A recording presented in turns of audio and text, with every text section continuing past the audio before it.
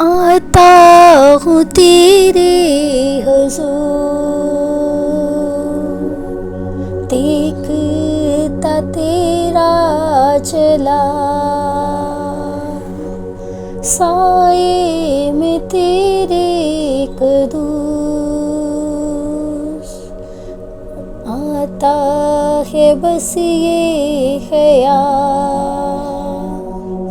تو پاک ہے، تو پاک ہے، سجدوں پہ سجدے کروں، سجدوں پہ سجدے کروں، آسماں تخت تیرا، دھرتی ہے چوکی تیری، آسماں تخت تیرا، دھرتی ہے چوکی تیری، بدلا نہ بدلے کبھی، ایسی ہے ہستی تیری،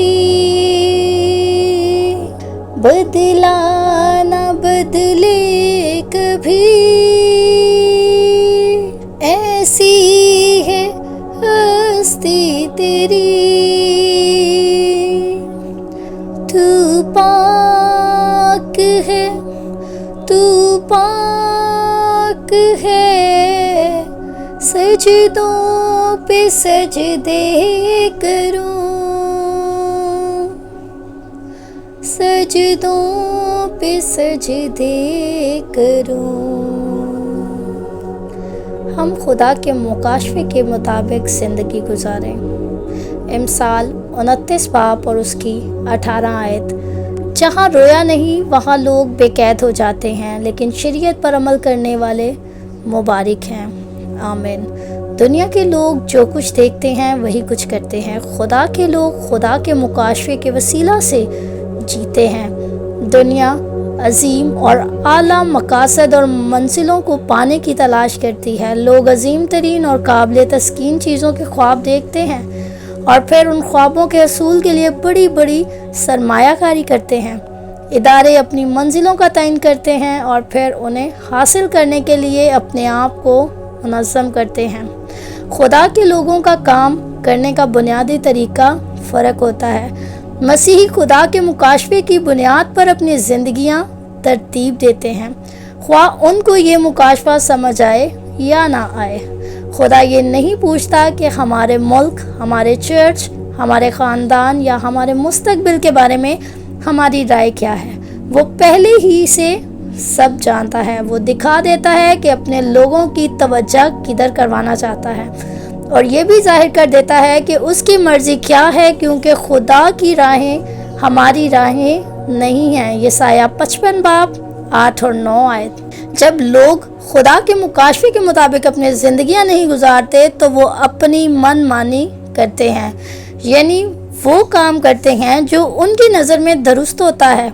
وہ اپنی منزلوں کا تعین کر لیتے ہیں، پھر ان کے مطابق سارا لائے عمل تیار کرنے کے بعد خدا سے برکت کی دعا کرتے ہیں۔ کئی مسیحی ایسے ہی ہیں جو خدا کی مرضی سے بہت دور زندگی گزار رہے ہیں، لیکن پھر بھی وہ بڑی جرأت سے دعا کرتے ہیں کہ خدا ان کی کوششوں کو بابرکت کرے۔ آج ہمیں یہ چیز سمجھنے کی ضرورت ہے۔ آپ خدا کی مرضی اسی وقت جان سکتے ہیں جب وہ خود اپنی مرضی آپ پر ظاہر کرے۔ آپ بذات خود اس کی مرضی کو کبھی معلوم نہیں کر سکیں گے۔ جب آپ خدا باپ کی آواز سنتے ہیں تو پھر ایک ہی کام کرنے کے لیے رہ جاتا ہے، اور وہ یہ ہے کہ آپ تابع داری کریں خدا کی، بالکل اسی طرح جس طرح امثال کا مصنف لکھتا ہے، شریعت پر عمل کرنے والا مبارک ہے۔ اگر آپ مبارک ٹھہرنا چاہتے ہیں خدا کی آواز کو سنیں۔ خدا آپ کی زندگی میں کیا کام کرنا چاہتا ہے اس کو سنیں اور اس کے مطابق اپنی زندگی کو گزاریں، نہ کہ اپنی مرضی سے زندگی گزاریں اور پھر خدا کو کہیں کہ خدا ان کاموں میں آپ کو برکت دے جو آپ اپنی مرضی سے کر رہے ہیں۔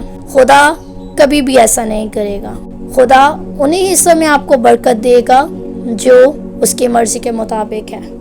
آج خدا کا کلام ہمیں یہی بات سکھا رہا ہے، اور اگر ہم شریعت پر عمل کرتے ہیں، اگر ہم خدا کی کلام پر عمل کرتے ہیں تو پھر ہم مبارک ہیں۔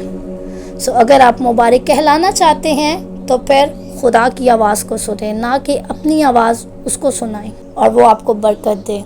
خدا جس کلام کے وسیلہ سے ہمیں بہت برکت دے اور ہمیں اپنے مبارک لوگوں میں شامل ہونے کی توفیق بخشے۔